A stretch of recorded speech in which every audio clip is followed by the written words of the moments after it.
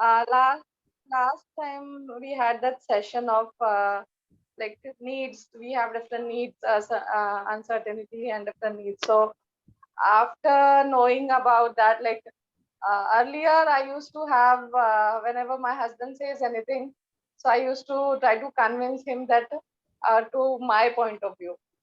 But after I have understood his needs, so like अब वो मुझे बहुत बेचारे लगते हैं.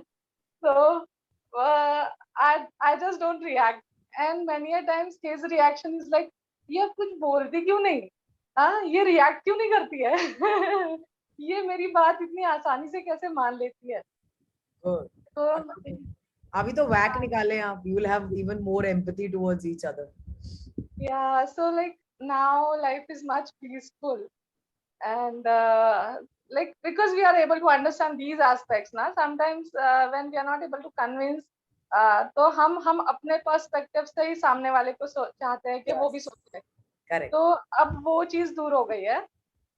So I can see that peace in the life, you know. It's May you be more peaceful. Well done. May you be thank more you. peaceful.